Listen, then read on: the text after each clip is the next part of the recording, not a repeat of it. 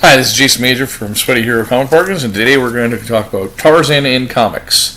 The four comics that I have here are Tarzan the Warrior number 3 and number 5 from Malibu Comic Books, and then we have Dark Horse's Tarzan the River of Blood, and an issue jointly published by Dark Horse and Boom Studios, Tarzan on the Planet of the Apes.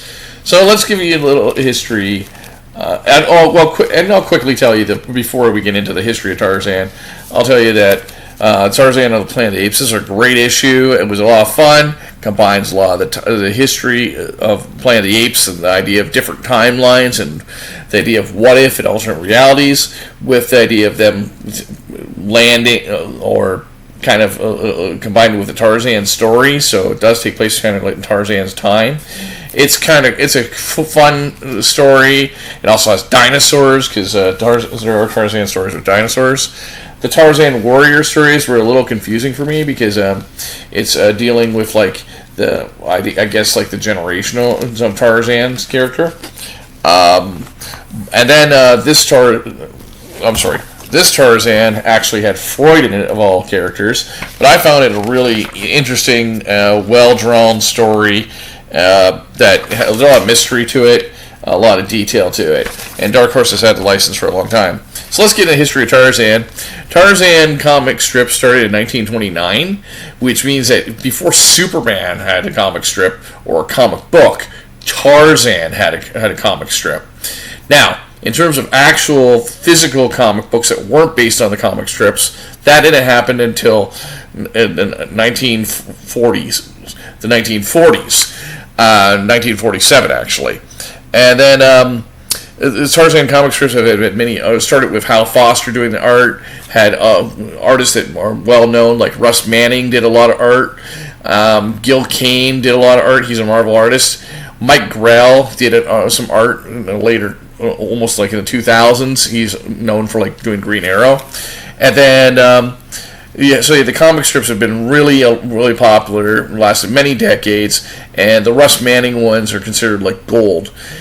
And comic books, Dell Comics, Western Publishing, they started off by doing Tarzan comics, and then they expanded, and then once they changed their name to Gold Key, they kept it under the same numbering, under the Gold Key license. And then what happened is in the 70s, DC Comics picked up the license to Tarzan and continued the numbering, and famous artist Joe Kubert did the artwork for Tarzan. Fast forward beyond that, you had in the later 70s, early 80s, you had Marvel do the Tarzan license for a little bit. They also had the license to John Carter of Mars, which is our Edward Rice Burroughs character. Edward Rice Burroughs, of course, created Tarzan. After that, you got publishers like Malibu who did it for a little bit. And then Dark Horse is the one who has been carrying the license for about 20 years and has done some great stories. And Dark Horse is well known for doing creator-owned stuff, but also doing a lot of what I call licensed science fiction and fantasy books, and doing a great job with those characters. And so they've had a lot of great success with that. There's also been a lot of Tarzan crossovers, as I said, Tarzan Planet of the Apes. There's some crossovers with DC comic books, and so those are worth checking out as well. There's a Tarzan versus Predator as well. So there's a lot of cool Tarzan books that are out there. I would say that, like, I really have, out of the ones that I would recommend and love the most, I would say Tarzan by Dark Horse, and anything older than that, with Gold Key, and DC Comics, and even some of the Marvel ones. I really enjoyed those stories, and a lot of us think that Tarzan, you only think of you would think of the movies, but you'd only think of maybe one or two stories, like Tarzan and meets Jane, and that's it. But there's lots of characters in Tarzan's universe, including John Carter Mars and the cities at the center of the earth where there's dinosaurs and stuff. Also, Dark Horse did a comic book based on the Disney Tarzan cartoon, so that's kind of cool too. So lots of good Tarzan stuff that's out there, and a lot of times you can find them in the quarter books, and a lot of even the older stuff you can find in bargain bins.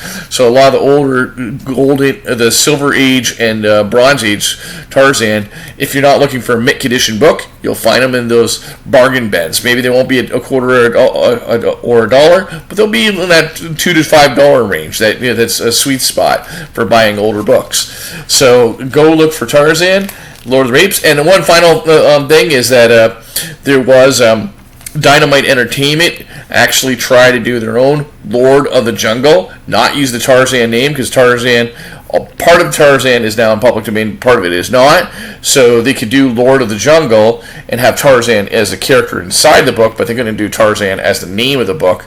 The cover was painted by Alex Ross, and he ended up teaming up with Sheena, the Sheena, Queen of the Jungle, which is a different character, not by Edward Rice Burroughs, as well as John Carter Mars. And so they did some comic books too that were pretty cool. That's it for Tarzan today. Go stay sweaty and go in the jungle of the comic pens.